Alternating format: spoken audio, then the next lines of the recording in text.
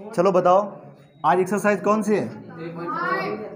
Exercise, हाँ अभी सही करवा देंगे। एक्सरसाइज कौन सी है बोलो? 3.5। क्या बोलो आज? 3.4। 3.3 हो गया था, 3.4 हो गया था, 3.5। आज क्या है बोलो? 3.5। देखो 3.5 पढ़ने से पहले हम क्या करेंगे? आज देखो जितना भी एक्सरसाइज आपका डिपेंड है वज्र गुणन विधि से। किससे बोलो? वज्र गुणन विधि। इसको बोलते हैं बाई क्रॉस मल्टीप्लीकेशन। क्या बोलते हैं बोलो? By cross multiplication. तो देखो पहले कॉन्सेप्ट सीख लेते हैं, बाद में क्वेश्चन लगाते हैं सारे, ठीक है? तो यहां पे देखो by cross multiplication, by cross multiplication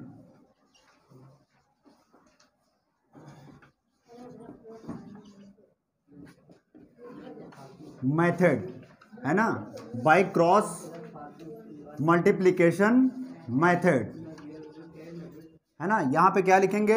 वज्र गुणन विधि, वज्र गुणन विधि, कोई दिक्कत नहीं, वज्र गुणन विधि। समझ रहे हैं ना? वज्र गुणन विधि। देखो पहले इसको कॉन्सेप्ट समझिए। मान लेते हैं एक इक्वेशन हमारे पास दे रखा है a1x और यहां पे मान लेते हैं b1y और प्लस यहां पे क्या कर लें? c1 बराबर कितना करें? इसको समीकरण कितना बना लें? 1। समीकरण कितना बना लें? 1। इसी प्रकार हम यहां पे ले लेते हैं a2x और प्लस क्या करते हैं? b2y और प्लस कितना है? c2 बराबर 0। इसको समीकरण कितना बना लें? 2। समीकरण कितना बना लें? 2। देखो इसको सॉल्व करने का नियम क्या होता है, समझना बात को। देखो बिल्कुल इजी तरीका आपको बता रहे हैं। ये वाला आपको x दिख रहा है, पहले क्या दिख रहा है बोलो? x वेरिएबल दिख रहा है, तो पहले आप यहां पे x लिख लें। ऐसे क्या करेंगे? x लिख लेंगे अपॉन में।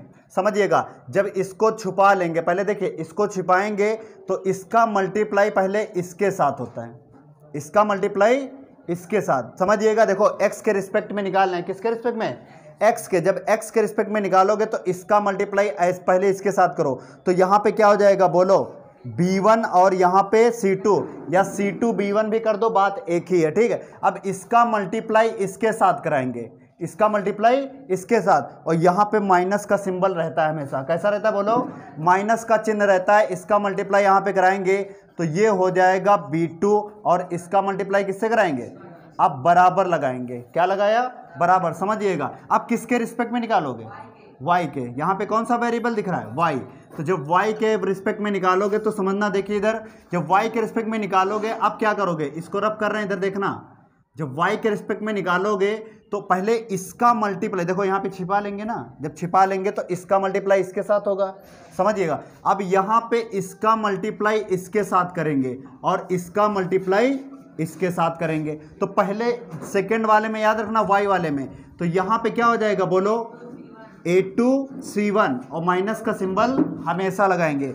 a2c1 माइनस a1 क्या हो जाएगा? c2। अब ये लास्ट वाला कंडीशन देखो, इधर लास्ट वाली कंडीशन की बात करें तो कांस्टेंट टर्म, क्या है बोलो? कांस्टेंट टर्म अक्षर पद। अक्षर पद के लिए यहाँ पे कितना लेते हैं? 1।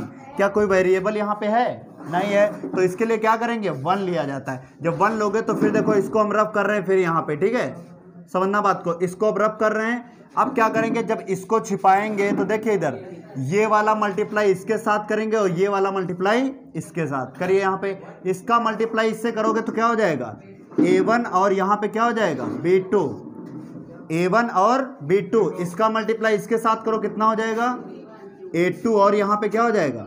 b1। तो ये है बाई क्रॉस मल्टीप्लिकेशन का मेथड, वज्र गुणन विधि का मेथड। बोलो बात समझ में आ रही है कि नहीं? फिर से एक बार समझ लो, हम फिर समझा दे रहे हैं आपको। देखो यहाँ पे फिर से हम यहाँ पे समझा रहे हैं। देखिए इधर पहले किसके रिस्पेक्ट में निकालेंगे? x को छिपा लेते हैं। इसको क्या कर देते हैं? छिपा लिया। तो यहाँ पे x लिखा, क्या लिखा बोलो? x वेरिएबल लिखा। तो जब x के रिस्पेक्ट में करोगे, ठीक है, तो इसका मल्टीप्लाई इसके साथ करोगे। देखो इसका मल्टीप्लाई इसके साथ और फिर इसका मल्टीप्लाई इसके साथ, तो इसका मल्टीप्लाई इसके साथ करोगे तो b1 और c2, b1 और c2, और यहाँ पे b2 और c1, और ये बीच में सिंबल हमेशा कैसा रहेगा? माइनस का। अब दूसरा कंडीशन समझना, y के रिस्पेक्ट में। किसके? y के रिस्पेक्ट में करेंगे तो देखिए y के रिस्पेक्ट में जब करेंगे बीच वाला, तो ये वाला मल्टीप्लाई इसके साथ होगा। किसके साथ? c1 के साथ। ये वाला c1 के साथ, क्योंकि इसको छिपा रहे हैं, और ये वाला मल्टीप्लाई किसके हो जाएगा? A1 के। बोलो बात समझ में आई कि नहीं। अब तीसरा वाला का क्या, यहाँ पे कोई वेरिएबल कोई चर है, यहाँ पे नहीं है कोई चर, तो क्या करेंगे, इसके लिए 1 मान लेते हैं। कांस्टेंट टर्म के लिए क्या मानते हैं 1, अचर पद के लिए 1 किया। तो अब देखो इसका मल्टीप्लाई इसके साथ करेंगे, किसका, A1 B2 या B2 A1, बात एक ही है गुणे में, ठीक है। और सिंबल कैसा हमेशा लगाते हैं, माइनस का, इसको छिपाया। अब A2 और यहाँ पे क्या करेंगे B1। बोलो बात समझ में आई कि नहीं है। ये चीजें अभी आपको चीजें क्लियर हो जाएंगी अभी जब क्वेश्चन लगाए। देखो इसकी 3 कंडीशन होती है, इसमें कितनी कंडीशन होती हैं 3। देखो 3 कंडीशन में पहला कंडीशन हमारे पास होता है नो सॉल्यूशन। बोलो क्या है यहाँ पे पहला कंडीशन है, नो सॉल्यूशन, मतलब कोई हल नहीं। कोई हल नहीं कब नहीं होगा, ये चीज समझना है। यहाँ पे कोई हल नहीं, कोई हल नहीं है, कब ये कंडीशन अप्लाई होगी समझना, जब हमारे पास A1 अपॉन में क्या होगा, बोलो A2, और यहाँ पे B1 अपॉन में क्या होगा B2, बराबर किसके नहीं होना चाहिए, C1 अपॉन में C2 के। जब ये कंडीशन होगा तो कोई हल नहीं निकलेगा। बात समझ रहे हैं कि नहीं, बोलो।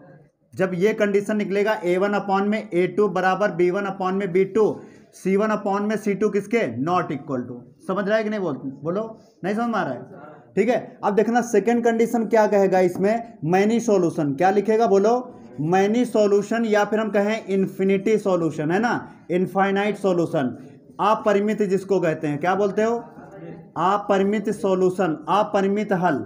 जब अपरिमित हल हैं तो कैसे लगाएंगे कंडीशन, समझना। इधर देखो, अपरिमित हल के लिए लगाएंगे A1 अपॉन में A2, और यहाँ पे B1 अपॉन में कितना है B2, और यहाँ पे C1 अपॉन में C2। जब ये कंडीशन बनेगी तो क्या होगा, बोलो यहाँ पे, बोलो क्या होगा, अपरिमित हल या इनफाइनाइट या इन्फिनिटी सॉल्यूशन। बस समझना है कि ना, अनंत सॉल्यूशन, है ना, पॉसिबिलिटी। और थर्ड की कंडीशन समझना, ये वाला ज़्यादा आपके लिए इंपॉर्टेंट है। थर्ड की बात करें तो पहला कौन निकल गया, नो सॉल्यूशन, फिर मैनी सॉल्यूशन, और ये यूनिक सॉल्यूशन। क्या कहेंगे इसको, यूनिक सॉल्यूशन की बात करें तो ये चीज़ समझना आप लोग, यूनिक सॉल्यूशन। यूनिक सॉल्यूशन मतलब समझ रहे हैं, अद्वितीय हल जिसको कहते हैं, अद्वितीय हल। अद्वितीय हल के लिए, अद्वितीय हल है तो समझना इसके लिए क्या करते हैं, अद्वितीय के लिए करते हैं A1 अपॉन में A2 is equal to not equal to B1 upon में B2। जब ये कंडीशन बनेगी तो कौन सी कंडीशन निकलेगी, बोलो A1 अपॉन में A2 is not equal to B1 upon में, तो जब कौन सी कंडीशन बनेगी, अद्वितीय हल बनेंगे। क्या बनेंगे, बोलो अद्वितीय हल। ये कब होगा कंडीशन में, क्वेश्चन में ये चीजें हम आपको कल क्लियर करा रहे हैं, नोट कर लो जल्दी से, क्वेश्चन करें फिर। चलो देखो पहला क्वेश्चन है, क्वेश्चन नंबर फर्स्ट का फर्स्ट पार्ट। बोलो क्या, क्वेश्चन नंबर फर्स्ट का फर्स्ट पार्ट दे दीजिए बुक हमें। फर्स्ट का फर्स्ट पार्ट देखिए आप लोग, क्वेश्चन नंबर 1 का देखिए, इंपॉर्टेंट क्वेश्चन है, ठीक है।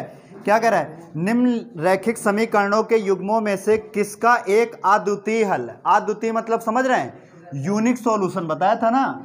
यूनिक सॉल्यूशन अगर होगा, क्या कह रहा है, अद्वितीय हल है जिसका कोई हल नहीं है, या किसके अपरिमित रूप में अनेक हल हैं, किसके अपरिमित रूप में अनेक हल है। मतलब क्या होता है ना, अपरिमित, अपरिमित मतलब मैनी सॉल्यूशन बताया था ना आपको।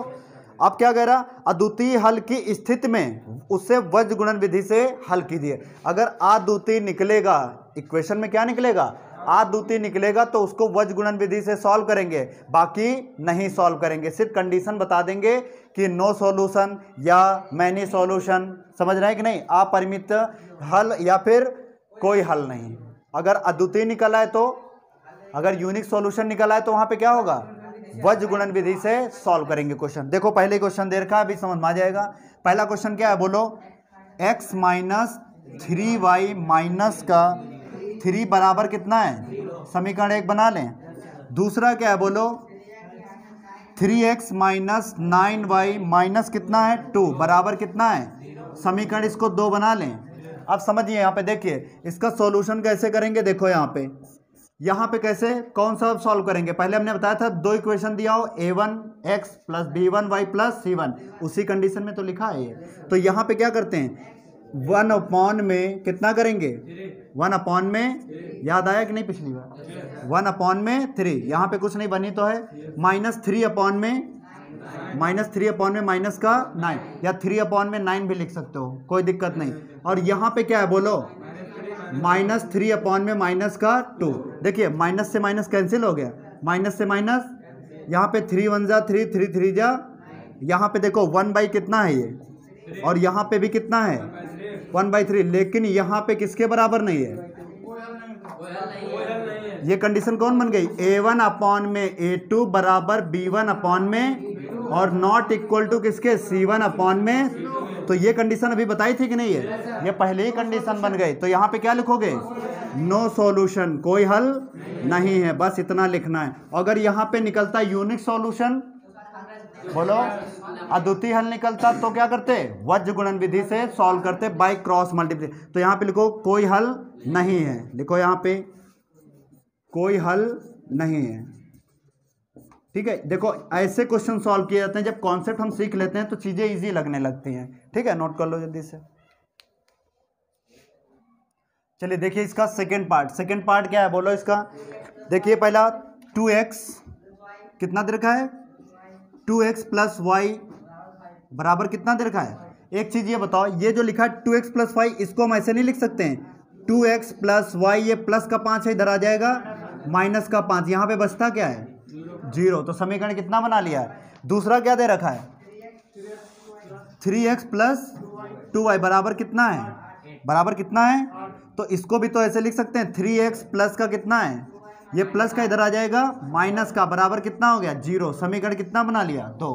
बोलो बात समझ में आई कि नहीं यहाँ पे। अब देखो यहाँ पे सॉल्यूशन हम कैसे इसको सॉल्व करते हैं। देखिए इधर इसको कैसे करेंगे, समीकरण 1 ये है ना, समीकरण 2 ये, तो समीकरण 1 और 2 कैसे कंपेयर कराते हैं, बोलो इसको 2 बटे कितना लिखोगे, क्योंकि A1 अपॉन में A2 लिखना है ना, तो 2 बटे कितना हो गया बराबर, यहाँ पे कितना हो गया बोलो 1/2, 1/, तो यहाँ पे 1 अपॉन में कितना लिखोगे 2। बात समझ में आया कि नहीं। और तीसरा वाला क्या है, -5 अपॉन में कितना है, -5 अपॉन में माइनस का, देखो यहाँ पे 2 बटे कितना है बोलो यहाँ पे 3 बराबर, यहाँ पे देखो ये तो कट ही जाएगा, ये तो कट ही गया ना, तो यहाँ पे कितना है बोलो 1/2 बराबर, यहाँ पे कितना है 5/8। लेकिन ये कंडीशन बताओ, ये क्या A1 अपॉन में A2 है, B1 अपॉन में B2 क्या है। तो यहीं से कंडीशन हम पहचान गए, आगे जाने की जरूरत नहीं है। तो देखिए ये A1 अपॉन में क्या आ गया A2, B1 अपॉन में कितना हो गया B2, किसके बराबर नहीं है, इस वाले पार्ट का वैल्यू बराबर नहीं है किसके, इस वाले पार्ट के। तो देखो A1 अपॉन में A2 not equal to B1 upon में। तो पहले बताओ ये जो सॉल्यूशन है ये कौन सा है, अद्वितीय मतलब यूनिक सॉल्यूशन। क्या है बोलो, यूनिक सॉल्यूशन की अगर बात करें तो इसे हम लोग कहते हैं अद्वितीय हल। तो यहाँ पे लिखना अद्वितीय हल है, अद्वितीय हल है। तो अद्वितीय हल होता है तो वहां पे अब क्या करेंगे बोलो, वज्र गुणन विधि लगेगी। कौन सी बोलो, बाई क्रॉस मल्टीप्लिकेशन लगाएंगे। क्या लगाएंगे, तो यहां पे सॉल्व करो, लिखना है यहां पे on solving by cross multiplication, on solving by cross multiplication, by cross multiplication है ना। यहां पे लिखना वज्र गुणन विधि से हल करने पर, वज्र गुणन विधि से हल करने पर, ठीक है, वज्र गुणन विधि से। तो पहले बताओ क्या दे रखा है, ये कितना दे रखा है बोलो, नहीं चल रहा है क्या, ठीक है, क्या हुआ, क्या हुआ, क्या हुआ,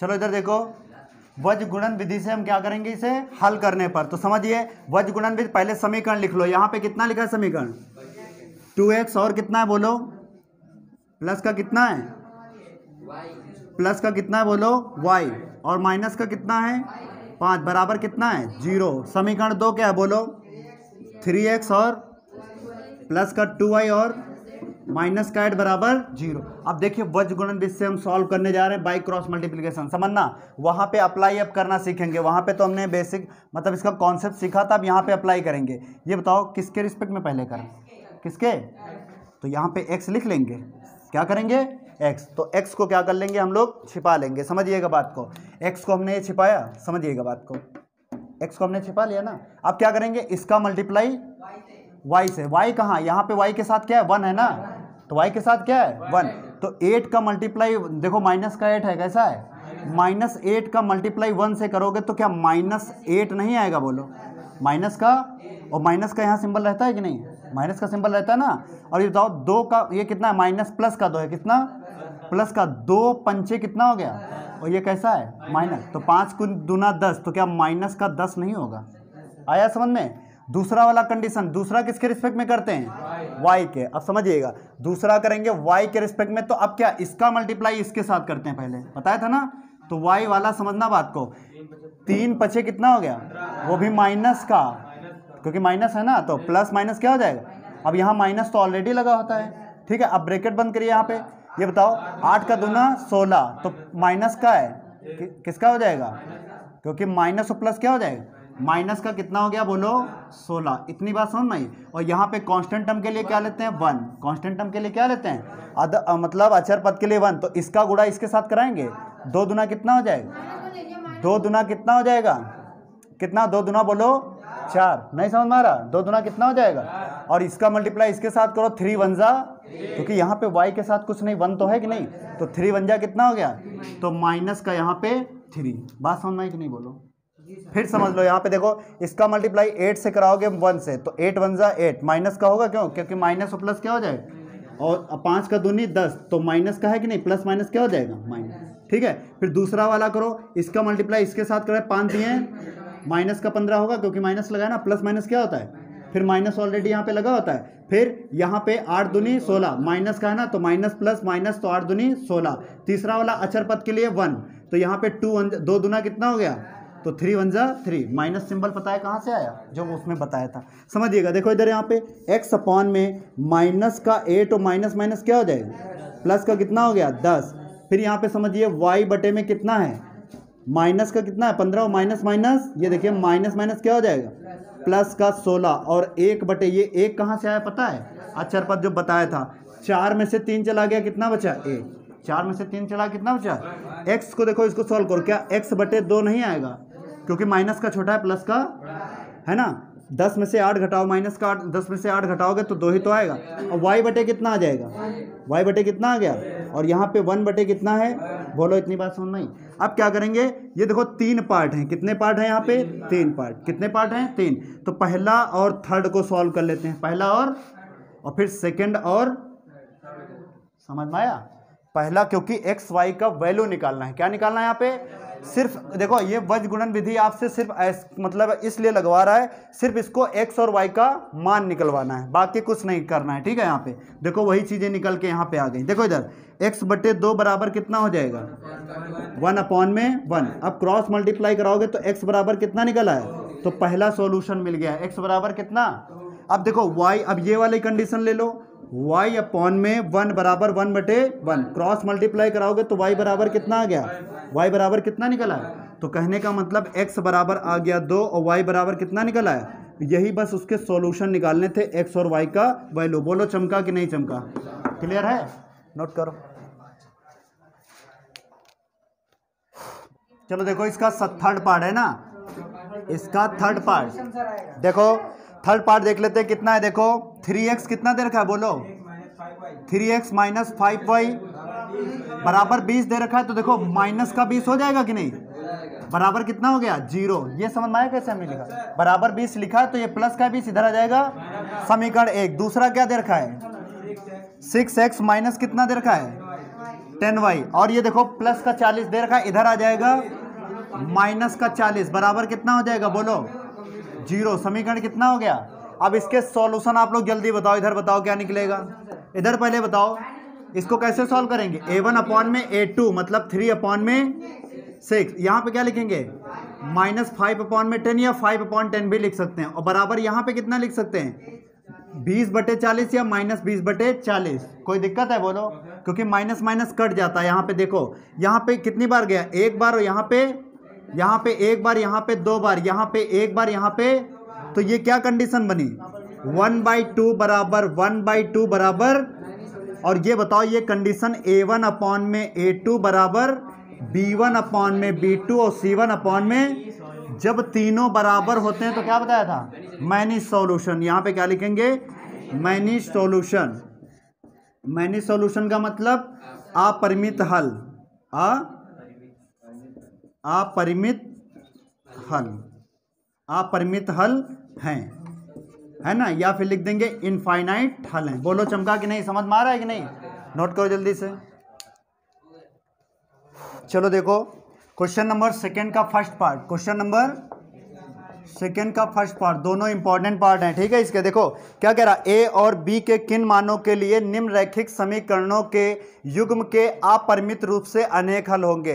किस विधि से बता रहा है, बोलो किस विधि से, जो युग्म नहीं, ये तो प्रतिस्थापन, ये हम नहीं कह सकते। यहाँ पे क्या है, मेन कंडीशन जो बता रहा है, समीकरणों के युग्म के अपरिमित रूप से अनेक हल होंगे। कौन सा मेथड लगाना है, अपरिमित। और अपरिमित के लिए कंडीशन क्या होती है, अपरिमित के लिए क्या होती है, a1 अपॉन में बराबर b1 अपॉन में और c1 अपॉन में, तो क्या होता है मैनी सॉल्यूशन या इन्फिनिटी सॉल्यूशन या इनफाइनाइट सॉल्यूशन। समझना, क्वेश्चन क्या दे रखा है, देखो सिर्फ कहने का मतलब ए और बी का मान निकालना है यहाँ पे। तो देखो 2x और प्लस कितना दे रखा है 3y बराबर कितना है, तो इसको हम ऐसे लिख सकते हैं 2x प्लस 3y माइनस का 7 बराबर, समीकरण कितना बना लें। दूसरी कंडीशन क्या दे रखा है, बोलो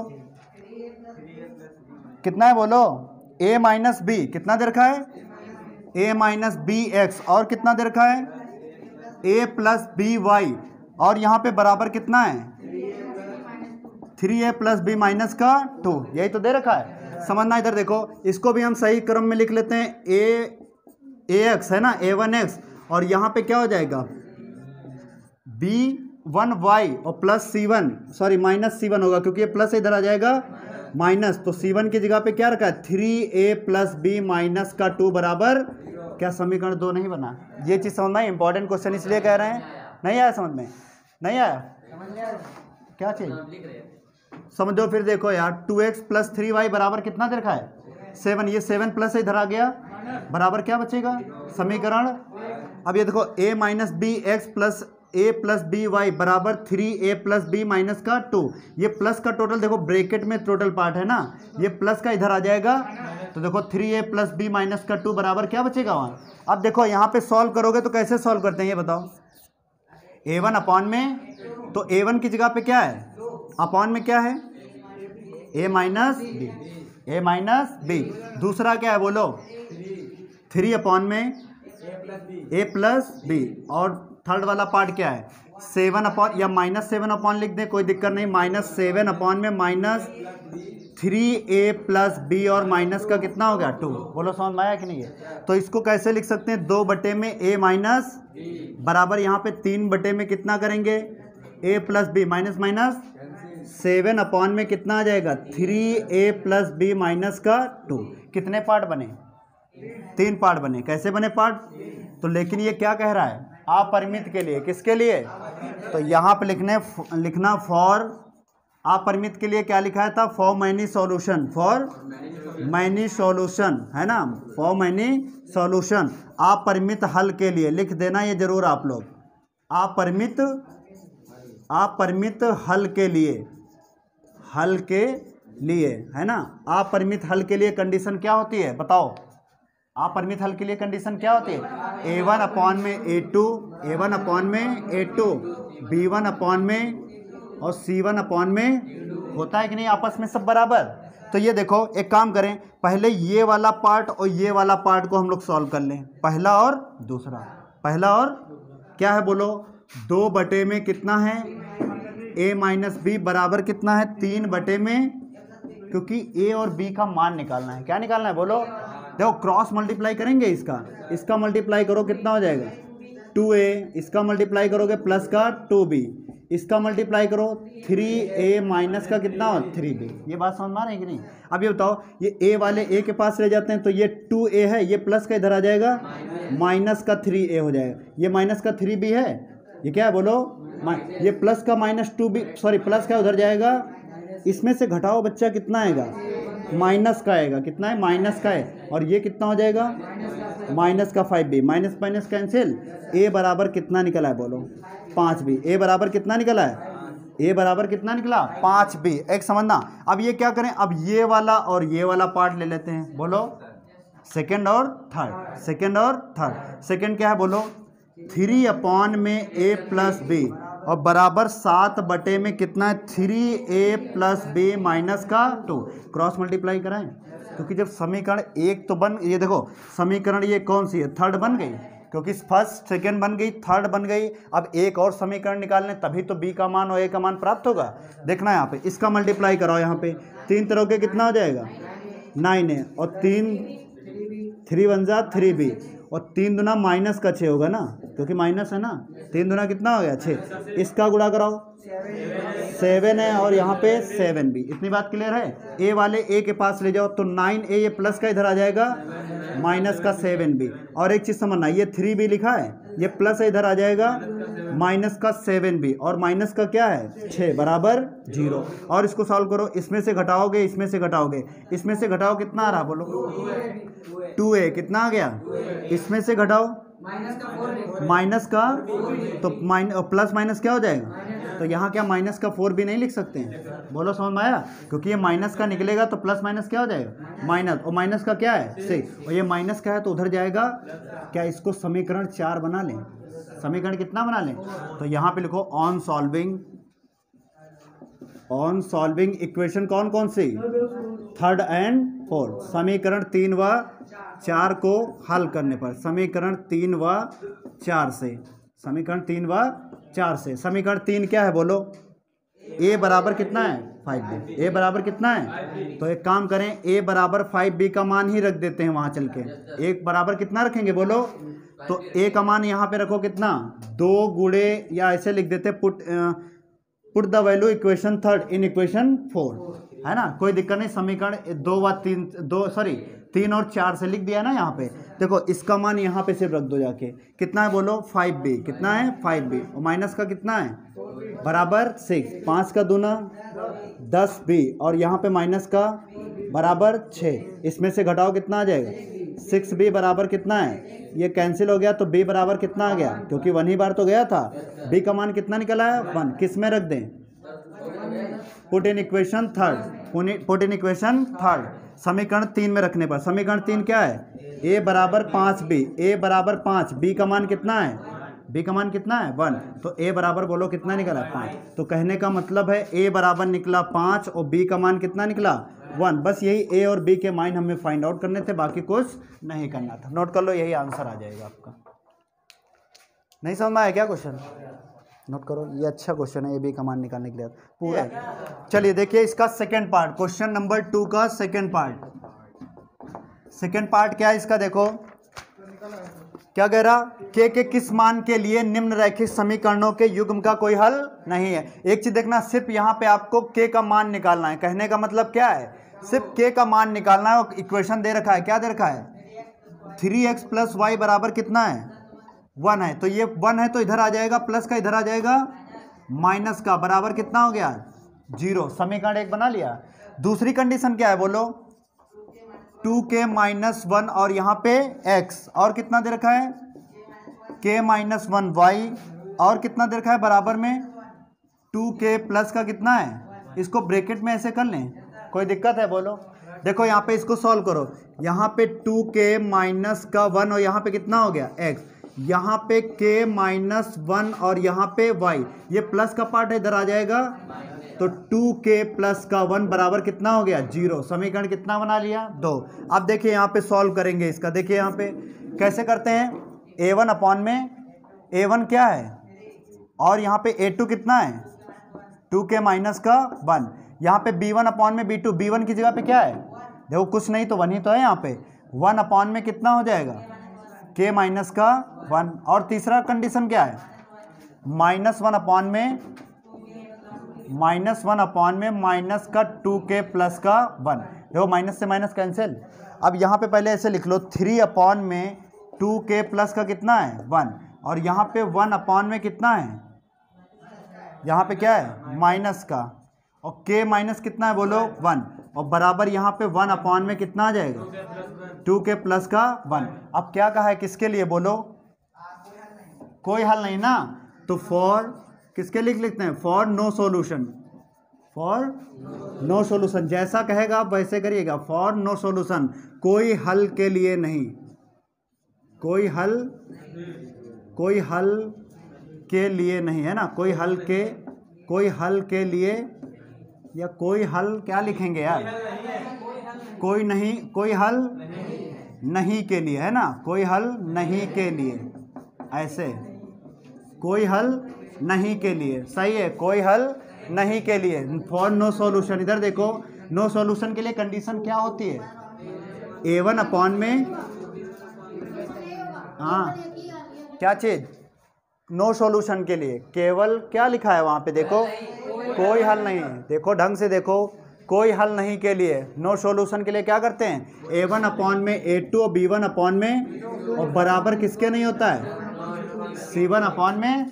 तो कहने का मतलब ज़रूरत किन चीज़ों की है, A1 अपॉन में A2 बराबर B1 अपॉन में। तो यहाँ पे देखो A1 अपॉन में A2, B1 अपॉन में B2, इन्हीं की तो ज़रूरत है, समझ रहे हैं कि नहीं, यहीं से K का मान मिल जाएगा। तो लिखो यहाँ पे 3 अपॉन में 2K माइनस का 1, और यहाँ पे क्या है 1 अपॉन में K माइनस का 1, क्रॉस मल्टीप्लाई करो, यहाँ पे मल्टीप्लाई करेंगे कितना हो गया 3K माइनस का 3, इसका मल्टीप्लाई करेंगे 2K माइनस का 1, देखो ये 3K है, ये प्लस इधर आ जाएगा माइनस का 2, और ये माइनस का 1 है, माइनस है उधर जाएगा, प्लस का 3 हो जाएगा, इसमें से घटाओ 1K, मतलब K ही तो आएगा, 1K लिखे हैं, K माइनस का छोटा है प्लस का, तो कितना आया 3 में से 1 चला गया 2, तो K का मान कितना निकल आएगा, बोलो यही क्या हो जाएगा, इस क्वेश्चन का करेक्ट आंसर हो जाएगा। बोलो समझ में आया कि नहीं है ना, चलो ठीक है। देखो क्या कह रहा है, निम्न रैखिक समीकरणों के युग्म को प्रतिस्थापन एवं वज्र गुणन विधि से हल कीजिए, दोनों विधि से हल करना है, समझ रहे हैं कि नहीं बात को। तो किस विधि को आप अधिक उपयुक्त मानते हैं, तो यहां पे हम पढ़ रहे हैं क्या, बोलो वज्र गुणन विधि। तो हम एक काम करेंगे, प्रतिस्थापन तो आप लोग लगा ही लेते हो, कल बताया था ना, यहाँ पे वज्र गुणन विधि हम एक बार दोबारा लगा लेते हैं, और इसी को मान देना, कह देना कि हम इसको उपयुक्त मानते हैं, समझ रहे हैं कि नहीं बात को। अगर आपको वज्र गुण वो क्या कहते हैं बाय सब्स्टिट्यूशन मेथड सही लगे तो आप वो लगा लीजिएगा, क्योंकि यहाँ पे हम सिखा रहे हैं एक बार और देखिए आपको वज्र गुणन विधि। 8y प्लस कितना है, और ये देखो बराबर कितना है, बराबर कितना है 9 है, तो ये प्लस का 9 है, इधर आ जाएगा, समीकरण कितना बना लिया। दूसरा क्या कह रहा है बोलो, 3x और प्लस कितना है 2y, और ये बराबर कितना है 4 है, तो ये प्लस का इधर आ जाएगा, माइनस का 4 हो जाएगा, बराबर कितना हो गया 2। अब फिर एक बार समझो, इधर देखो, इधर देख लो, बाई क्रॉस मल्टीप्लिकेशन, फिर से एक बार समझो, तो यहाँ पे लिखना by cross multiplication, by cross multiplication, by cross multiplication से, है ना, किससे बोलो, वज्र गुणन विधि से, वज्र गुणन विधि द्वारा, है ना, या विधि से, वज्र गुणन विधि से। क्या वज्र गुणन विधि होती है आप लोग बताएंगे, क्या होता है बोलो। पहले x के रिस्पेक्ट में लेते हैं ना, तो यहाँ पे x लिख लिया हमने, अब क्या करेंगे, इसका गुणा इसके साथ, 5 चौके, तो प्लस माइनस देखो माइनस का है कि नहीं है, प्लस माइनस माइनस, 5 चौके 20, और यहाँ माइनस का सिंबल रहता है कि नहीं। अब ब्रैकेट ऐसे लगा लो, 9 दूना कितना हो गया, 9 दूना 18, तो माइनस का 18 होगा, कैसा होगा, क्योंकि प्लस और माइनस अब किसके रिस्पेक्ट में, y के रिस्पेक्ट में, और जब y के रिस्पेक्ट में लेते हैं तो हमने कहा था इसका मल्टीप्लाई पहले इससे करेंगे, 9 त्रिक कितना हो गया, तो माइनस का 27, क्योंकि प्लस माइनस, और यहाँ पे माइनस ऑलरेडी रहता है, और फिर समझिए 8 चौके, तो माइनस प्लस माइनस क्या हो जाएगा, माइनस का यहाँ पे कितना कर देंगे। अब ये कांस्टेंट हम अक्षर पद के लिए कितना लेते हैं, कितना लेंगे, अब इसका मल्टीप्लाई इसके साथ कराएंगे, 8 दूनी कितना हो गया, 8 का दूना 16, और ये प्लस प्लस प्लस ही रहेगा, 5 तिये 15, 5 का तिये कितना हो गया, ये प्लस क्यों लिया, क्योंकि प्लस प्लस प्लस, और यहाँ पे प्लस प्लस प्लस, मल्टीप्लाई जब करते हैं तो x अपॉन में माइनस का 20, माइनस माइनस क्या हो गया, प्लस का 18 हो गया कि नहीं। अब ये बताना y अपॉन में कितना है, माइनस का माइनस माइनस, प्लस का कितना हो गया 32, 1/16 में से 1 चला गया, सॉरी 16 में से 15 कितना बचेगा 1, 16 में से 15 घटाओ कितना बचेगा 1। एक चीज़ बताओ, x अपॉन में इससे घटाओगे कितना, माइनस का 2 आएगा कि नहीं, आएगा कि नहीं बोलो। इसमें से घटाओ, y बटे में कितना आएगा, माइनस का 5 कि प्लस का 5, प्लस का 5, और यहाँ पे 1 बटे में कितना आ गया। ये बताओ 3 कंडीशन यहाँ बन रही हैं, कितने पार्ट हैं, 1 पार्ट, 2 पार्ट और ये 3rd पार्ट। पहले क्या करें, फर्स्ट और थर्ड, और फिर दूसरे में क्या करते हैं, सेकेंड और, तो पहले क्या करेंगे, एक्स अपॉन में 2, एक्स अपॉन में -2, 1 बटे कितना किया 1, क्रॉस मल्टीप्लाई कराएंगे तो x बराबर कितना निकल आया -2, x बराबर पहला x का मान निकल आया।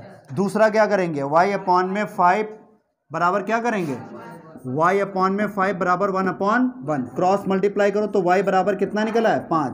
कहने का मतलब x बराबर कितना निकला -2, y बराबर कितना निकला 5। आप अगर उससे लगाओगे प्रतिस्थापन विधि से, बाय सब्स्टिट्यूशन मेथड से, तब भी आंसर इतना ही निकलेगा। तो यहाँ पे लिख देना हमें कौन सी विधि उपयुक्त लगी, वज्र गुणन विधि, ठीक है। और आप उससे लगाइएगा कौन सा, बाय सब्स्टिट्यूशन मेथड। अगर आपको वो अच्छा लगे तो वो भी लगा लीजिएगा, ठीक है। बोलो समझ में आया कि नहीं है, नोट कर लो। ये कितने हो गए थे क्वेश्चन, क्वेश्चन नंबर 3 तक हो गए थे ना। चलो क्वेश्चन नंबर 4 देखो। क्वेश्चन नंबर 4 देखिए, क्वेश्चन नंबर 4 क्या है हमारे पास, देखिए इधर ध्यान से आप लोग। क्वेश्चन नंबर 4 में देखिए आपके 5 पार्ट है। कितने पार्ट है बोलो। तो देखो इसका पहला पार्ट देखो, इधर इसका फर्स्ट पार्ट देखो क्या दे रखा है इसमें। कह रहा एक छात्रावास के मासिक व्यय का 1 भाग नियत है। क्या है बोलो, नियत है। देखो यहाँ पे जो छात्रावास के मासिक व्यय का एक भाग नियत है, मतलब माना नियत खर्च, यहाँ पे लिख लेना माना नियत खर्च कितने रुपए मान ले बोलो। नियत खर्च को क्या बोलते हैं, फिक्स्ड चार्ज। क्या बोलते हैं बोलो, फिक्स्ड चार्ज। नियत खर्च कितना मान ले बोलो, x रुपए। कितना मान ले, x रुपए। आगे क्या कह रहा, देखो इधर, शेष इस भाग पर निर्भर करता है कि छात्र ने कितने दिन भोजन लिया। छात्र कितने दिन भोजन लिया। तो यहां पे देखो, तथा प्रतिदिन का मतलब जो प्रतिदिन भोजन का चार्ज है ना, लिखना यहां पे, तथा प्रतिदिन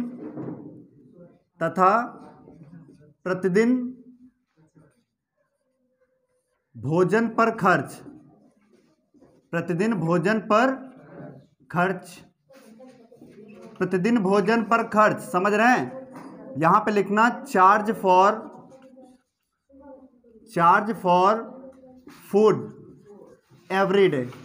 charge for food every day, मतलब प्रतिदिन भोजन पर खर्च कितना मान ले बोलो, y रुपए। कितना मान ले बोलो, यहाँ पे y रुपए मान लिया। अब क्या कह रहा है, जब एक विद्यार्थी A को जो 20 दिन भोजन करता है और 1000 रुपये छात्रावास के लिए मतलब वे के लिए अदा करने पड़ते हैं, उसे कितना वे अदा करना पड़ता है, 1000 रुपये। कितने दिन भोजन लेता है, 20 दिन। कितने दिन, एक दिन बाद। एक चीज बताओ, जब प्रतिदिन भोजन पर व्यय कितना कर रहा है, मान लिया हमने y रुपए, तो 20 दिन का कितना हो जाएगा।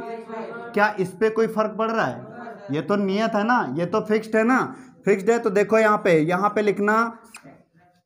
लिखना केस फर्स्ट। देखो क्या कह रहा है, यहाँ पे क्या लिखोगे, केस फर्स्ट, मतलब स्थिति फर्स्ट है ना। देखो स्थिति फर्स्ट क्या कह रहा है, यहाँ पे समझना।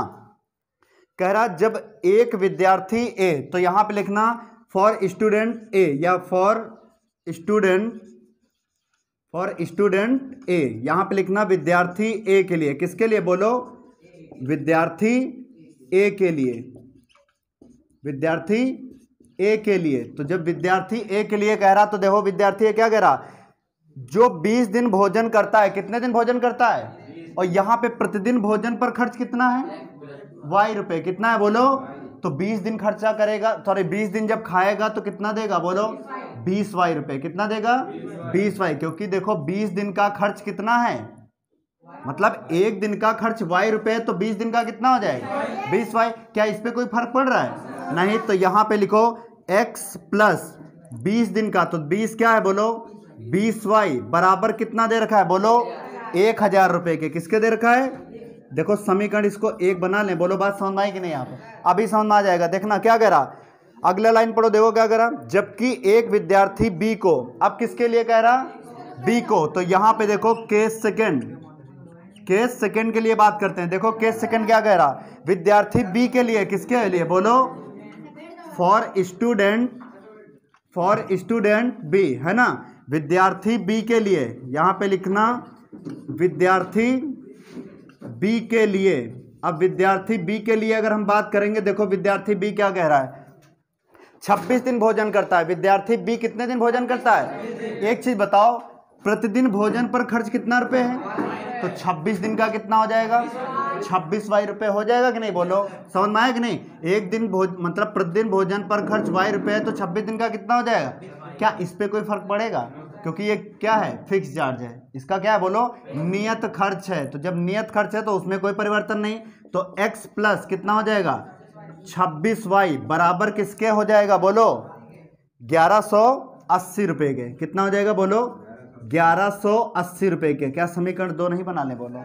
अब क्या कह रहा? बोलो, नियत व्यय और प्रतिदिन के भोजन पर मूल्य ज्ञात करना है। देखो, नियत व्यय जो हमने माना था और प्रतिदिन भोजन पर व्यय, दोनों चीजें बतानी है यहाँ पे। तो कैसे सॉल्व? अब क्या करेंगे? यहाँ पे इक्वेशन को सॉल्व कर लेंगे, तभी तो ये निकलेगा एक्स और वाई का मान। जो एक्स और वाई का मान निकलेगा, जो एक्स का निकलेगा वो नियत खर्च होगा, और जो वाई का निकलेगा किस पे होगा? भोजन पर खर्च होगा। तो देखो यहाँ पे लिखना ऑन सॉल्विंग इक्वेशन 1 एंड 2। तो ऑन सॉल्विंग इक्वेशन 1 एंड 2 है ना, समीकरण 1 व 2 को हल करने पर, समीकरण 1 व 2 को हल करने पर, जब समीकरण 1 व 2 को हल करोगे तो समीकरण 1 क्या है? बोलो, इक्वेशन 1, x प्लस कितना दे रखा है? बोलो, 20y बराबर किसके? 1000 के। किसके? बोलो। और दूसरा कंडीशन क्या है? x प्लस 26y बराबर किसके? बोलो, 1180 रुपए के। क्या करें? इनको घटा देना। देखो, जब घटाएंगे तो ये कितना प्लस माइनस क्या हो जाएगा? तो ये बताओ, 20 में से 26 घटा रहा हो, 20 में से, क्योंकि ये माइनस का है ना, तो माइनस और प्लस क्या हो जाएगा? माइनस।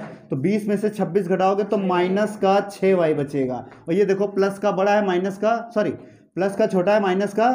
तो 1000 में से घटाओगे 1180, कितना हो जाएगा? माइनस का 180। कितना हो जाएगा? माइनस का 100। देखो, माइनस से माइनस कैंसिल हो गया, तो यहाँ पे 6 3 कितना आ गया? तो y बराबर, y का मान कितना निकला? तो ये 30 क्या है? बोलो, प्रतिदिन भोजन पर खर्च उसका कितना होगा? 30 रुपए। कितना होगा? और एक चीज बताओ, यहाँ पे इसको किस में रख दे? बोलो, पुट इन इक्वेशन 1 में रखो या 2 में, बराबर ही आंसर आता है ना। समीकरण 1 में रखने पर, 1 में रखने पर, तो समीकरण 1 क्या है? बोलो, x plus 20y, x plus 20y बराबर कितना है? 1000 के। तो x प्लस 20y, y का मान कितना है? बोलो, 30 बराबर कितना हो जाएगा? 1000। तो x प्लस यहाँ पे कितना हो जाएगा? 600। यहाँ पे कितना है? तो ये प्लस है, उधर जाएगा, तो x बराबर यहाँ पे आ जाएगा 1000 माइनस कितना हो जाएगा? तो घटाओगे तो कितना आ जाएगा? 400 रुपये। ये किसका निकला है? बोलो, x का। तो हम कह सकते हैं, यहाँ पे लिखिएगा, जो नियत खर्च था, फिक्स चार्ज कितना निकल आएगा? बोलो, नियत खर्च उसका कितना है? बोलो, फिक्स्ड चार्ज कितना है? बोलो, x का वैल्यू, x का कितना है? बोलो, 400 रुपये। x का वैल्यू कितना है? बोलो, 400 रुपये। और ये क्या है? बोलो, भोजन पर खर्च है ना, प्रतिदिन भोजन पर खर्च लिख लेना, भोजन पर खर्च। तो भोजन पर जो खर्च आएगा कितना आ जाएगा? बोलो, 30 रुपये प्रतिदिन आएगा भोजन पर। यही क्या हो जाएगा इस क्वेश्चन का करेक्ट आंसर। बोलो, चमका कि नहीं? समझ में आ रहा है? नोट करो। पार्ट है, बोलो, सेकंड लगा लोगे कि नहीं? बोलो, सेकंड तो हो जाएगा ना। पिछली एक्सरसाइज में क्वेश्चन रखा है, सेम है ना। ये देखो, इसका थर्ड पार्ट देखो, इसको इंपॉर्टेंट करो। इसका थर्ड पार्ट क्या है? देखो, यश ने एक टेस्ट में 40 अंक अर्जित किए। कितने अंक प्राप्त किए? बोलो, 40 अंक प्राप्त किए। जब उससे प्रत्येक सही उत्तर पर 3 अंक मिले तथा गलत उत्तर पर कितने? 1 अंक की कटौती की गई। यदि उसे सही उत्तर पर 4 अंक मिलते हैं तथा गलत उत्तर पर कितने मिलते हैं? 2 अंक कटते हैं, तो यश 50 अंक प्राप्त करता है या अर्जित करता है। तो टेस्ट में कितने प्रश्न थे? प्रश्न आपसे पूछा है। तो देखो, यहाँ पे क्या कह रहा है समझिए। देखिए, कह रहा कि प्रत्येक सही उत्तर के लिए, तो यहाँ पे लिखो, माना, यहाँ पे लिख लेना, माना सही उत्तर के लिए, माना सही उत्तर के लिए कितना है? बोलो, सही उत्तर के लिए कितना अंक मिलता है? बोलो, x इकाई मिलता है। कितना मिलता है? बोलो, x इकाई। यहाँ पे मान लेते हैं यूनिट, क्या मान ले? बोलो, x इकाई अंक मिलता है ना, मतलब इकाई, यहाँ पे मान लेना x यूनिट मिलता है। कितना बोलो? x unit. तथा गलत उत्तर के लिए कितना मान ले बोलो? तथा गलत उत्तर के लिए, गलत आंसर के लिए, गलत उत्तर के लिए कितना मान ले बोलो? y unit. कितना मान ले यहाँ पे बोलो? y इकाई मान लेते हैं, यहाँ पे y यूनिट मान लेते हैं। बोलो इतनी बात क्लियर है? अब यहाँ पे देखो क्वेश्चन क्या कह रहा, समझना। यहाँ पे ये लाइन इंपॉर्टेंट है इनकी। क्या कह रहा? यश ने एक टेस्ट में कितने अंक अर्जित कर रहा है बोलो? 40। जब उससे प्रत्येक सही उत्तर के लिए कितने अंक मिले? तो यहाँ पे सही उत्तर के लिए हमने माना क्या है? क्या माना बोलो? तो यहाँ पे लिखना केस फर्स्ट, प्रश्नानुसार या फिर according to question. Case first में देखो सही उत्तर के लिए माना कितना है, और वहां पे कितना दे रहा है वो बोलो? 3 दे रहा है। कितना दे रहा है? 3। तो कितना हो जाएगा? 3x। कितना हो जाएगा बोलो? 3x। आगे क्या कहा बोलो? तथा गलत उत्तर के लिए कितने अंक काटता है? कितना काटता है? और हम लोगों ने माना कितना गलत उत्तर के लिए? y। तो यहाँ पे कितना हो जाएगा? 1 इंटू कितना करोगे? y। 1 इंटू कितना करोगे? ये बताओ, सही उत्तर के लिए आपको 3x दिया और गलत उत्तर के लिए 1y। गलत उत्तर के लिए 1y। तो यहाँ पे गलत उत्तर के लिए यहाँ पे माइनस लगाओगे कि प्लस? माइनस। क्या लगाएंगे?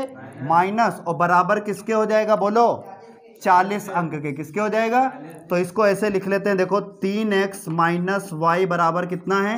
समीकरण 1 बना लें। बात समझ में आई कि नहीं? देखो फिर समझ लो, यहाँ पे सही उत्तर के लिए हमने x माना है, गलत उत्तर के लिए y। तो देखो सही उत्तर के लिए अंक कितना दे रहा है? तो यहाँ पे माना क्या है? x। तो यहाँ पे कितना हो जाएगा? 3x। और यहाँ पे गलत उत्तर के लिए माना क्या है? y। और दे कितना रहा है? 1। तो वह कितना हो जाएगा? 1 इंटू वाई, वाही तो रहेगा। तो क्या करेंगे? इसमें माइनस करेंगे। ये माइनस क्यों किया गया समझ रहे हैं? मान लिया 100 अंक आप प्राप्त किए, आपने कितने सही उत्तर दिया? 100। सही उत्तर कितना मतलब एक, मतलब मान लेते हैं कि 100 मतलब ये क्या है? अंक का पेपर है। 100 अंक का कितना है? पेपर है। 100 अंक का पेपर है। आपने उत्तर के मतलब सही उत्तर कितने दिए और गलत उत्तर कितना दिया? 20। तो ये बताओ, सही उत्तर दिया 80 और गलत उत्तर कितना दिया? 20। तो क्या इनमें से घटा के ही तो ये बात कर रहे हो? घटा के ही तो ये चीज़ निकल रही कि नहीं? बोलो। नहीं समझ में आया? आप फिर समझ लो, यहाँ पे मान लिया 100 प्रश्न है। कितने हैं? 100 प्रश्न है। इसमें से आपने किया कितने? देखो 1 सेकंड रुक जाओ। यहाँ पे मान लेते हैं एक परीक्षा में 100 अंक हैं। कितने हैं बोलो? 50 अंक हैं। कितने यहाँ पे? और सही उत्तर के लिए देखना, यहाँ पे आपको सही उत्तर के लिए कितना दिया जाएगा? मान लिया सही उत्तर के लिए आपको 30 दिया गया। कितना दिया गया? तो यार गलत बचे कितने? गलत कितने हो जाएंगे बोलो? गलत कितने हो जाएंगे? 20। कैसे आया? इसमें से घटा करके ये चीज आई। नहीं समझ में आया क्या? क्लियर है ये चीज? अब देखो यहाँ पे समझो, फिर अगली वाली लाइन क्या कह रहा? यदि उसे सही उत्तर पर कितने अंक मिलते हैं? 4 अंक। तो यहाँ पे सही उत्तर के लिए माना क्या है? तो यहाँ पे केस सेकंड कह रहा। Case second. केस सेकंड में देखो स्थिति सेकंड, यहाँ पे कितना हो जाएगा बोलो? 4x। अब इसको गलत उत्तर अशुद्ध उत्तर पर 2 अंक करते हैं। कितने अंक करते हैं? 2। तो ये बताओ यहाँ पे माना कितना है? तो यहाँ पे कितना हो जाएगा? 2y। बराबर कितने अंक अर्जित कर रहा है? कितने? 50। ये क्या हो जाएगा? समीकरण 2। बोलो बात समझ में आई कि नहीं? क्लियर है कि नहीं? बोलो। अब देखो, हाँ एक काम और कर लेते हैं, इसको 2 से काट देते हैं, या ऐसे ही रहने दो, कोई दिक्कत नहीं। काट लो 2 से। 2 से काटने में ये देखो, 2 से काट के 2 बाहर ले लो। जब 2 बाहर ले लोगे तो 2 दूना और माइनस का 2 1 जा 2, और यहाँ पे कितना हो जाएगा? 50। ये 50 और यहाँ पे कितना हो? 25। तो देखो यहाँ पे आ गया 2x माइनस वाई बराबर कितना हो गया? आप समीकरण 2 बना लो। क्यों? क्योंकि इसको हमने क्या किया? छोटा कर लिया, क्योंकि नंबर यहाँ पे कट रहा था। समझ रहे हैं? 2 कॉमन मिल रहा था कि नहीं इसमें से? अब देखो यहाँ पे सॉल्व कर लो, समीकरण 1 व 2 को सॉल्व कर लो। तो यहाँ पे लिखोगे ऑन सॉल्विंग इक्वेशन 1 एंड 2। समीकरण 1 व 2 को हल करने पर, समीकरण 1 व 2 से, या समीकरण 1 व 2 को हल करने पर, समीकरण 1 क्या है बोलो? 3x माइनस कितना है? बराबर कितना है बोलो? 3x माइनस वाई बराबर 40। और समीकरण 2 क्या? इक्वेशन 2 क्या है? 2x माइनस का बराबर कितना है? 25। कितना दे रखा है? 25। क्या करें? जोड़े घटाएं?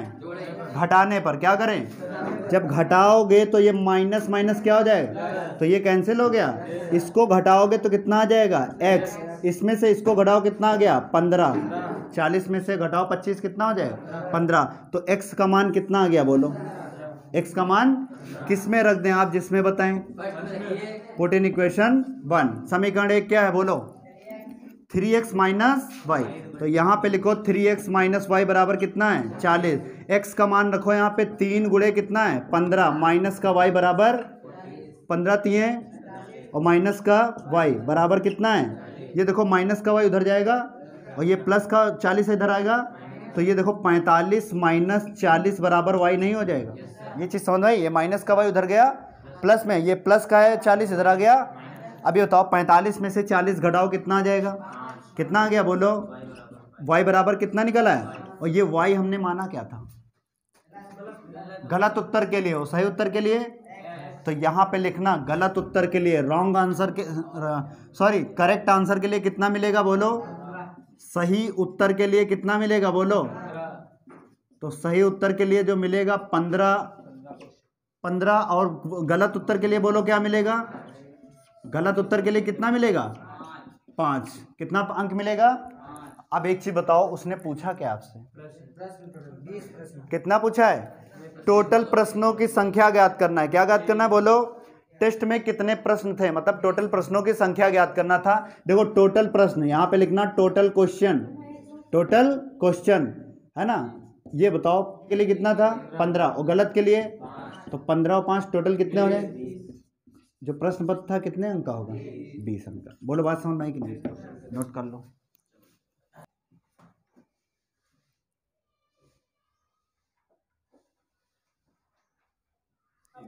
चलो देखो इधर क्वेश्चन नंबर 4 का कौन सा पार्ट है बोलो। देखो क्वेश्चन नंबर 4 सॉल्व करने से पहले एक कॉन्सेप्ट सीख लो। देखो थोड़ा कॉन्सेप्ट है यहाँ पे 2 सेकंड का, इधर समझना बात को। देखो मान लेते हैं कि एक ट्रेन इधर से जाती है, एक ट्रेन इधर से जाती है, ट्रेन मान लो या बस मान लो, साइकिल मान लो, कुछ भी यहाँ पे मान लो। एक ट्रेन इधर से गई, एक ट्रेन इधर से और एक ट्रेन इधर से आ रही है, एक ट्रेन इधर से जा रही है और एक ट्रेन क्या हो रही है आ रही है। मान लेते हैं जो पहली ट्रेन है, ये कौन सी ट्रेन है बोलो, ये पहली ट्रेन है या कार है, साइकिल है, कुछ भी है। यहाँ पे पहली ट्रेन मानते हैं कि x किलोमीटर प्रति घंटे की चाल से क्या कर रही है, जा रही है। क्या कर रही है बोलो, और ये वापस आ रही है इधर, ये कौन सी ट्रेन है बोलो, दूसरी ट्रेन है।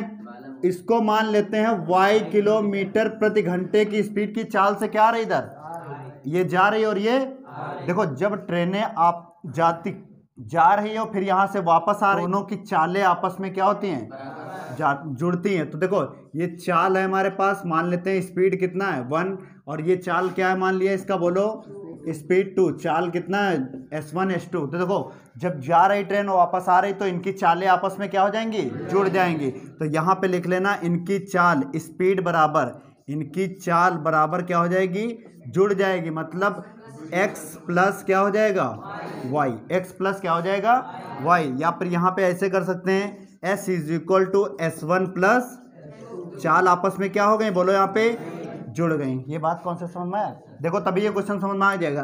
देखो अब एक ट्रेन मान लिया इधर जा रही है, कितने किलोमीटर प्रति घंटे की चाल से, x किलोमीटर प्रति घंटे की चाल से पहली ट्रेन इधर जा रही है और दूसरी भी ट्रेन क्या जा रही है, इधर जा रही है, कितना बोलो, दूसरी भी ट्रेन इधर जा रही है y किलोमीटर प्रति घंटे की चाल से।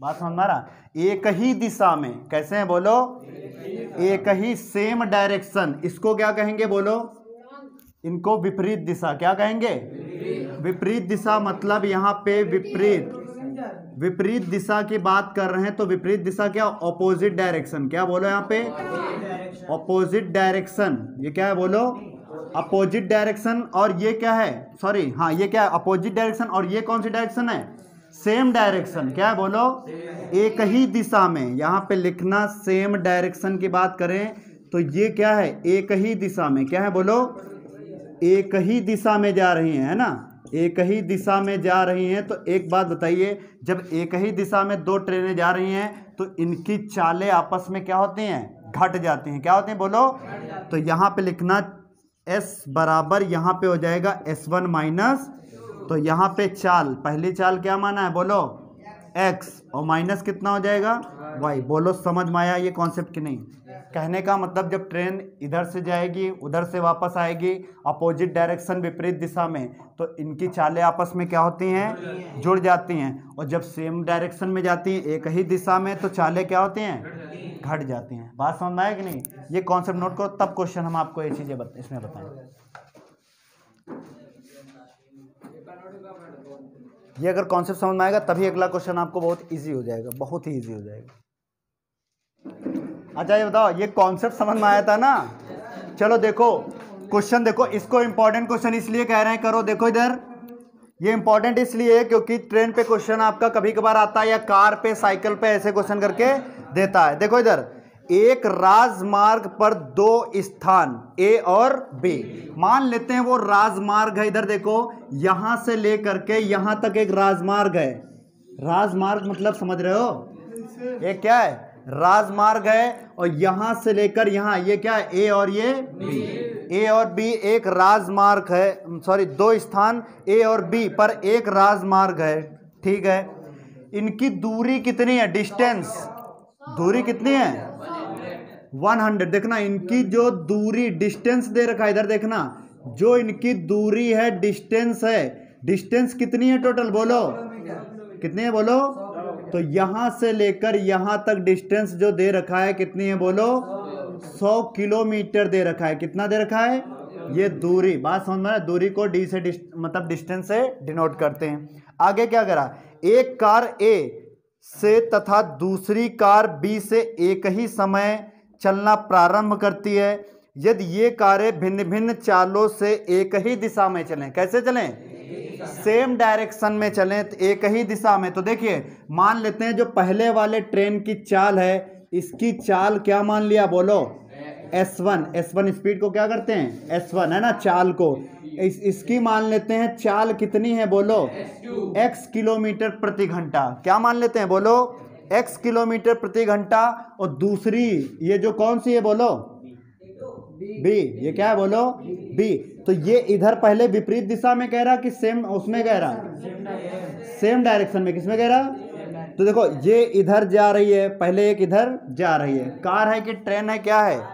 कार है। एक इधर जा रही है पहली वाली कार, और दूसरी कार की चाल हम लोग क्या मान लें? बोलो S2। क्या मान लें? बोलो दूसरी कार। ये क्या है? दूसरी कार। तो दूसरी कार को क्या मान लें? बोलो y किलोमीटर प्रति घंटे की चाल से क्या करती है? जाती है। एक ही दिशा में। समझ में आ रहा है? एक ही दिशा में। और एक ही दिशा में कॉन्सेप्ट अभी हमने आपको क्या बताया था? एक ही दिशा में, है ना, सेम डायरेक्शन में इनकी चालों का, इनकी चालें आपस में क्या होती हैं? घट जाती हैं। तो यहाँ पे सॉल्यूशन देखो, बहुत ही अच्छा क्वेश्चन है आपका। पहली चाल यहाँ पे लिख लेना, माना चाल, माना पहली चाल। इधर देखना, माना पहली चाल, पहली चाल को S1 कितना है? बोलो मान लिया हमने x किलोमीटर प्रति घंटा। और तथा दूसरी चाल कितनी है? बोलो दूसरी चाल को क्या माना? दूसरी स्पीड S2 बराबर कितना मान लिया? बोलो y किलोमीटर प्रति घंटा। और इनकी दूरी दे रखा है, A से लेकर B तक दूरी कितनी दे रखा है? तो यहाँ पे लिखना दूरी गिवन है, कितनी है? बोलो 100 किलोमीटर डिस्टेंस गिवन है। कितनी? बोलो। और वी नो दैट, समझना इधर देखना, वी नो दैट, हम जानते हैं कि, है ना, हम जानते हैं कि क्लास 8th में, छोटी क्लासों में पढ़ा है ना, हम जानते हैं कि, क्या जानते हैं? समझिए इधर देखो, ये जानते हैं कि चाल बराबर होता है दूरी बटे, पढ़ा है कि नहीं? बोलो चाल बराबर दूरी बटे क्या होता है? देखो चाल को क्या करते हैं? स्पीड। क्या करते हैं? बोलो। और दूरी क्या होता है? डिस्टेंस। और समय क्या होता है? टाइम। बोलो बात समझ में आ रहा है? अब ये बताओ टाइम वाइम दे रखा है क्या? यदि ये कारें भिन्न भिन्न चालों से एक ही दिशा में चलती हैं तो 5 घंटे पश्चात मिलती हैं। कितने घंटे पश्चात? जब एक ही दिशा में चलती हैं। कब? एक ही दिशा में। तो एक ही दिशा के लिए समय भैया कितना दिया है? बोलो यहाँ पे लिख लेना, एक ही दिशा के लिए समय कितना दिया है? 5 घंटे 5 आवर्स दे रखा है। बोलो बात समझ में आया कि नहीं? तो पहले एक ही मतलब एक ही दिशा के लिए निकालते हैं। तो देखो चाल कितनी है? बोलो बोलो चाल क्या हो जाएंगी आपस में? माइनस हो जाएंगी। क्या हो जाएंगी? क्यों? क्योंकि एक ही दिशा में जा रहे हैं ना, सेम डायरेक्शन में चालें क्या होती हैं? घट जाती हैं। तो यहाँ पे S1 को यहाँ पे लिखना, चालें S1 माइनस S2 बराबर दूरी कितनी है? दूरी कितनी है बोलो? 100 किलोमीटर दूरी है। समय कितना दे रखा है? समय कितना दे रखा है? नहीं समझ में आया क्या? S1 कितना माना है बोलो? S1 कितना माना है? X। और S2 कितना माना है? S2 कितना माना है? Y। इसको काटोगे तो कितनी बार जाएगा? 20। क्या समीकरण 1 बना सकते हैं इसको? इक्वेशन 1 बना लिया। 5 का दूना 20। क्या कहीं डाउट हो रहा है क्या? अब समझिएगा दूसरी कंडीशन क्या कह रहा है। सेकेंड कंडीशन देखो क्या कह रहा है। ये कह रहा है यदि वे विपरीत दिशा में चलती हैं तो कौन सी कारें? S1 और अब देखना, जब एक ही दिशा में चले, अब ये देखिए, अब यहाँ इसको रब कर रहे हैं, इसको रब क्या कर रहे हैं? इधर ले लेते हैं, ये एक इधर जा रही है और इधर इसको क्या, ये कौन सी है बोलो? y किलोमीटर प्रति घंटे की चाल से। ये कौन सी है? दूसरी कार। कौन सी है? ये पहली चाल और ये कौन थी? दूसरी। S2 कर लें बोलो इसको। ये चाल कौन थी? S2 वाली। लिख दें क्या यहाँ पे? चाल S2। अब देखो इधर से जा रही है कार और उधर से, तो चालें आपस में क्या हो जाएंगी? जुड़ जाएंगी। चालें आपस में क्या हो जाएंगी? तो बताइए, अभी चालें आपस में जुड़ जाएंगी तो देखिए, चाल बराबर फॉर्मूला यही तो लगाएंगे, चाल बराबर दूरी बटे, तो चालें आपस में जुड़ जाएंगी तो S1 प्लस क्या हो जाएगा? S2। और यहाँ पे दूरी कितनी है? 100 किलोमीटर। और समय को दे रखा है कि नहीं? क्या कह रहा? यदि विपरीत दिशा में चलती है तो 1 घंटे पश्चात मिलती है। कितना? अब देखो यहाँ पे t दे रखा है, अब यहाँ पे इसके लिए समय कितना है? 1 घंटे, 1 आवर्स दे रखा है। इसके लिए कितना घंटा था? 5 घंटा। इसके लिए कितना है? 1 आवर्स। बोलो बात समझ में आया कि नहीं? अब यहाँ पे समय का मान कितना रखोगे? देखो टाइम कितना है? 1। टाइम कितना माना है? चाहे कैपिटल मान लो या स्मॉल कर लेते हैं, क्योंकि स्मॉल वहाँ माना है तो स्मॉल कर लेते हैं। कोई डाउट है बोलो? ये देखो S1 कितना माना है? X। और S2 कितना माना है? Y। और ये कितना है? 100। समीकरण कितना बना लें? अब यहाँ पे लिखो ऑन सॉल्विंग इक्वेशन 1 एंड, तो यहाँ पे लिखो ऑन सॉल्विंग इक्वेशन 1 एंड 2। बोलो बात समझ में आ रही कि नहीं? समीकरण 1 व 2 को हल करने पर, समीकरण 1 व 2 से या समीकरण को हल करने पर, समीकरण 1 क्या है बोलो? x माइनस वाई बराबर कितना है? और ये बताओ x प्लस वाई कितना है? कितना है?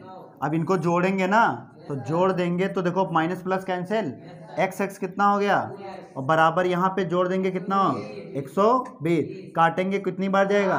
तो क्या x बराबर कितना निकल आया? x बराबर 60 किलोमीटर। ये क्या निकल आया? 60 किलोमीटर। x का मान 60 किलोमीटर, मतलब पहली ट्रेन की चाल कितनी होगी? 60 किलोमीटर। किस में रख दें बोलो? चाहे फर्स्ट रखो चाहे सेकंड में रखो। पुट इन इक्वेशन 1 समीकरण 1 में रखने पर, जब समीकरण 1 में रखोगे तो क्या आ जाएगा? समीकरण 1 बताओ क्या है? x माइनस वाई बराबर कितना है? 20। x का मान रखो कितना है? 60 माइनस वाई बराबर, अब ये बताओ, ये प्लस इधर आ जाएगा, ये माइनस वाई उधर, तो 60 माइनस 20 बराबर कितना हो गया? y। तो y बराबर कितना निकला है? y बराबर कितना है? 40 किलोमीटर। ये किसकी चाल है बोलो? बोलो ये किसकी चाल? S2। ये पहले वाली कार की, और ये क्या है? दूसरे वाले कार की क्या निकल आई? चाल, स्पीड निकल आई। बोलो चमका कि नहीं चमका? नोट कर लो, बहुत ही अच्छा क्वेश्चन आपका है, इंपॉर्टेंट क्वेश्चन कर लो इसे, ठीक है।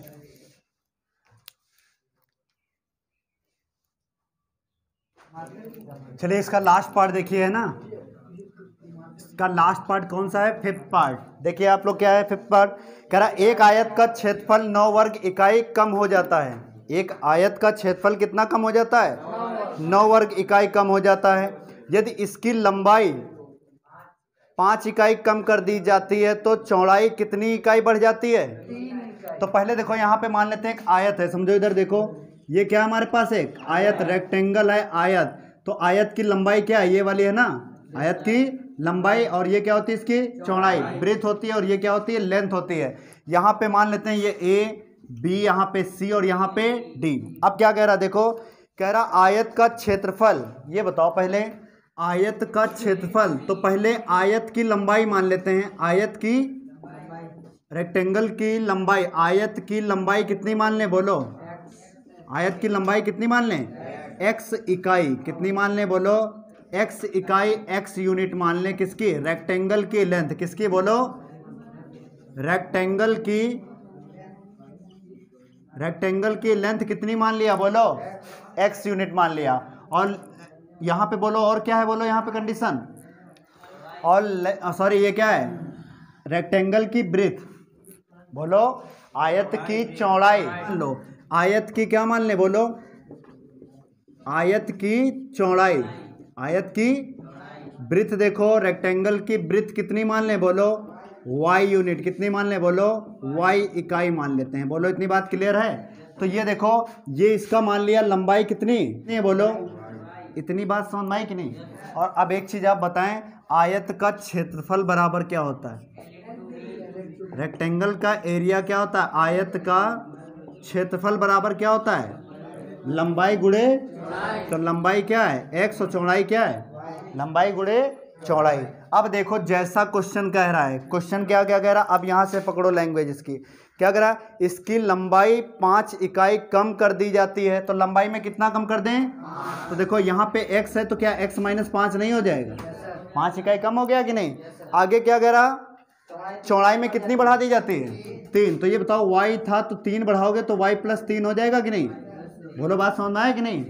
तो कितना हो जाता है ये, तो कितना क्षेत्रफल में कितना कमी हो जाती है, 9 वर्ग इकाई, कितनी कमी हो जाती है, 9 वर्ग इकाई। तो यहाँ पे लिखना केस फर्स्ट, यहाँ पे ऐसे लिखना स्थिति फर्स्ट, लंबाई में कितना बढ़ाया गया, बोलो लंबाई में कितना कम किया गया, 5, तो x माइनस 5 किया, और दूसरा बोलो क्या किया गया, ये लंबाई है, ये क्या है, बोलो ये लंबाई है, लेंथ है, और चौड़ाई कितनी किया गया, बोलो y प्लस कितना किया गया, तो इसका जो आयत का क्षेत्रफल था, आयत का क्षेत्रफल में कितना कम हो जाता है, बोलो आयत के क्षेत्रफल में कितना कमी आती है, तो ये -9 कर देंगे, यही तो कंडीशन बन रही है कि नहीं। तो देखो आयत का क्षेत्रफल बराबर क्या होता है, लंबाई गुणे, ये गुणा क्यों लगा समझ में आया, क्योंकि आयत का क्षेत्रफल बराबर होता है लंबाई गुणे, तो यहाँ पे देखो x माइनस 5 और यहाँ पे y प्लस कितना है, और बराबर आयत का क्षेत्रफल अभी हमने क्या बताया, एरिया ऑफ रेक्टेंगल क्या होगा एक्स वाई, और माइनस का कितना है 9। ये बात समझ में आ गई कि नहीं। मल्टीप्लाई कराओ, इसका मल्टीप्लाई कराओगे एक्स वाई होगा, पहले इसका मल्टीप्लाई इससे कराओगे और फिर एक्स का मल्टीप्लाई 3 से कराओ, प्लस प्लस क्या हो जाएगा, प्लस का कितना हो गया 3x। अब देखो 5 का मल्टीप्लाई वाई से, फिर 5 का मल्टीप्लाई 3 से, 5 देखो माइनस और प्लस क्या होगा, माइनस का 5y, माइनस और प्लस क्या होगा, माइनस 5 का 3 कितना हो गया, और ये एक्स वाई और माइनस का कितना है, समझ लो इधर देखो, ये प्लस का एक्स वाई और प्लस का एक्स वाई कैंसिल, क्योंकि दोनों साइड में जो बराबर वैल्यू होता है, अगर प्लस में है इधर और प्लस में इधर तो कट जाता है ना, तो एक्स वाई कैंसिल, तो यहाँ बचा कितना, बोलो यहाँ पे बचा 3x और माइनस कितना है, ये प्लस सॉरी माइनस है, इधर आ जाएगा, प्लस का कितना हो जाएगा 9, बराबर यहाँ क्या बचा 0, तो यहाँ पे लिखना 3x माइनस 5 इसमें से घटाएंगे कितना आ जाएगा 6 बराबर 0।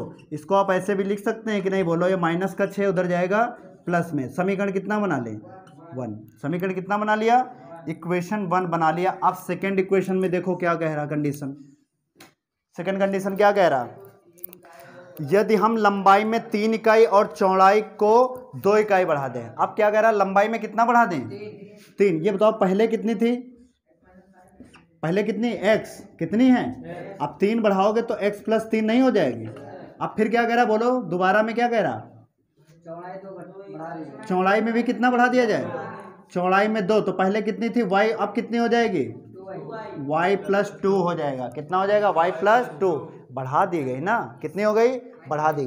तो अब तुम बताओ यहाँ पे आयत का क्षेत्रफल बराबर क्या होता है, लंबाई गुणे लेंथ इंटू ब्रीथ होता है कि नहीं, बोलो लंबाई गुणे कितना होता है चौड़ाई, है ना, आयत का एरिया है ना, एरिया ऑफ रेक्टेंगल कितना होता है, लंबाई गुणे आयत का क्षेत्रफल होता क्या है, क्या माना है, आयत का क्षेत्रफल क्या माना है एक्स वाई, समझ में आ रहा है कि नहीं, बोलो। तो इसको लिखने की तो कोई जरूरत तो है नहीं, यहाँ पे आयत का क्षेत्रफल बराबर इतना, लंबाई क्या माना है, बोलो लंबाई कितनी है x प्लस, यहाँ पे जो दे रखा है जो कंडीशन सेकंड, यहाँ पे केस सेकंड आप लिख लीजिएगा, यहाँ पे क्या लिख लोगे केस सेकंड लिख लेना, यहाँ पे क्या लिखोगे केस सेकंड, स्थिति सेकंड इसके लिए, ठीक है। अब यहाँ पे लंबाई गुणे चौड़ाई, चौड़ाई कितनी है इसके लिए, y प्लस कितना है 2। बोलो बात समझ में आ रहा है कि नहीं। अब ये बताओ क्या हो जाता है इसमें, क्या क्षेत्रफल में कितना बढ़ जाता है, 67 वर्ग इकाई बढ़ जाता है। तो ये बताओ पहले है कितना, एक्स वाई, बढ़ कितना गया, तो प्लस बढ़ गया, मतलब क्या हो जाएगा, प्लस, बढ़ने का मतलब प्लस। तो देखो यहाँ पे एक्स वाई प्लस कितना है 67 है, इसकी गुणा कराओ, पहले इसकी गुणा कराओ इसके साथ, तो फिर इसकी गुणा एक्स का मल्टीप्लाई कराओगे तो एक्स वाई हो गया, फिर यहाँ पे प्लस प्लस प्लस कितना हो जाएगा 2x, 3 का गुणा वाई से 3 का गुणा, तो यहाँ पे कितना हो जाएगा, क्योंकि प्लस प्लस प्लस और प्लस प्लस प्लस 3 गुना कितना हो गया 6। देखो एक्स वाई और एक्स वाई कैंसिल हो गया, बोल बचा क्या हमारे पास 67 है, और ये कितना है बोलो पहले, तो यहाँ पे लिख लेना 2x और प्लस कितना है, और ये बताओ ये 67 है, ये 6 प्लस का इधर आ जाएगा, तो 67 माइनस 6 कितना हो जाएगा बोलो, 2x प्लस 3y 61 बराबर समीकरण क्या 2 नहीं हो गया। इक्वेशन कितना बना लिया बोलो 2। अब यहाँ पे आप सॉल्व कर लीजिए, सॉल्विंग इक्वेशन 1 एंड 2, यहाँ पे लिखना सॉल्विंग इक्वेशन 1 एंड 2, समीकरण 1 व 2 को हल करने पर, है ना, समीकरण 1 व 2 से, है ना, समीकरण 1 व 2 से। समीकरण 1 क्या है बोलो,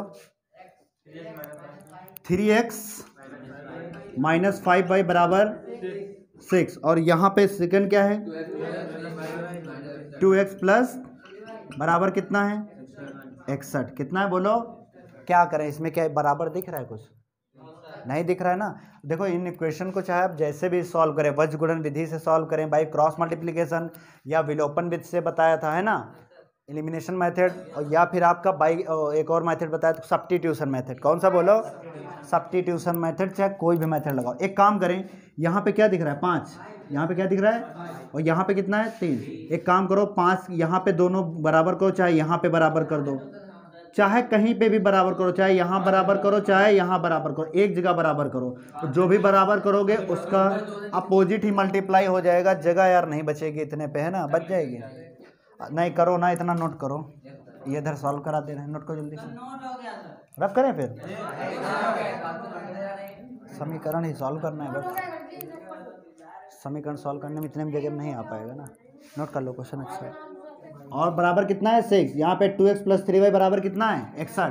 देखो जब सॉल्व करेंगे तो यहाँ पे क्या निकल के आएगा, देखो यहाँ पे मल्टीप्लाई कराना होता है, चाहे ये वाला नंबर बराबर कर लो चाहे ये वाला नंबर बराबर। तो एक काम करें, इधर देखो, इधर देखो, यहाँ पे अगर मल्टीप्लाई कराएं किससे, कौन सा नंबर बराबर कर लें ये बताओ, 2 से करा दे सर, कौन सा, ये x बराबर करें कि y ये बताओ, x कर लें, हम y कर ले रहे हैं, देखते हैं क्या गलत होता है। गलत कुछ नहीं होता है, हम y कर ले रहे हैं, क्या कर ले हैं बोलो।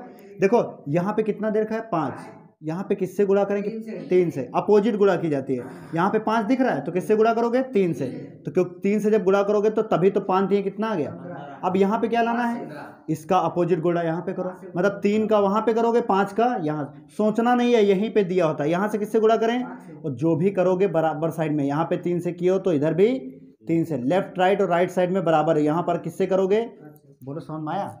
देखो यहाँ से भी 5 से, यहाँ पे भी 5 से, यहाँ पे भी 3 से, यहाँ पर भी 3, दोनों साइड में बराबर मल्टीप्लाई करना पड़ा। यहाँ पे मल्टीप्लाई करो कितना हो जाएगा बोलो, 3 3 के कितना हो गया, और माइनस 3 5 कितना हो गया 15y, और बराबर वहाँ पे कितना 6 3 जा कितना हो जाएगा 18, उसका मल्टीप्लाई 5 का दूना कितना हो जाएगा 10x, और प्लस कितना है बोलो 15y, और बराबर कितना हो गया 61 पंचे कितना होता है 5, और 6 पंचे कितना हो गया 30, 305। अब इनको सॉल्व कर लो, क्या करें, जोड़ें कि घटाएं, जोड़ें, क्या करें, तभी तो प्लस और माइनस क्या हो गया, इनको जोड़ोगे 10 और 9 कितना हो गया 19x, इनको जोड़ोगे कितना हो जाएगा 321, 323 कितना हो जाएगा 323 हो जाएगा। तो x बराबर कितना 323 बटे में कितना आ जाएगा 19, कितना आ जाएगा 19। तो x से मतलब 19 से काटो, 19 1 जा 19, तो यहाँ पे 1 गया, बचा कितना यहाँ पे बोलो 13, बचा कितना, और ये 3 और 133 कितना हो जाएगा 133, तो 19 सती कितना होता है, तो x कितना निकला है बोलो, x का मान कितना निकला है 17, और इसको किस में रख दें बोलो, पुट इन इक्वेशन, समीकरण 1 में रख दो जाके। समीकरण 1 क्या है बोलो, समीकरण 1 क्या है बोलो, चाहे वहां पे रखो नंबर छोटा डिजिट, चाहे कहीं पर भी रखो, ये जो बदल के रखो तब भी आंसर है। देखो 3x माइनस कितना है कितना है बोलो 6, कितना दे रखा है 6। एक्स का वैल्यू रखो यहाँ पे कितना है 17, माइनस का 5y बराबर कितना है 6, 17 3 51 माइनस 5y बराबर कितना है 6। ये प्लस है, सॉरी ये प्लस इधर आ गया और ये माइनस उधर जाएगा, तो 51 में से 6 चला गया, कितना बचेगा बोलो, यहाँ पे कितना हो जाएगा 5 भाई, 51 में से 6 कितना आ गया 45, और यहाँ पे 5 भाई, 5 का 9 क्या y बराबर 9 नहीं आ गया बोलो। तो लंबाई कितनी निकल आई बोलो, इसकी लेंथ कितनी निकल आई, लेंथ को क्या माना था x, क्या माना था, तो लंबाई कितनी निकली 17 यूनिट, कितनी निकल आई 17 इकाई निकल आई। बोलो बात समझ में आए कि नहीं। यहाँ पे और क्या निकालना था, दूसरा चौड़ाई किस क्या माना था y, क्या माना था y कितना है बोलो 9 यूनिट। बोलो बात समझ में आए कि कितना आ गया 9 इकाई। बोलो चमका कि नहीं चमका, नोट कर लो, अच्छा क्वेश्चन।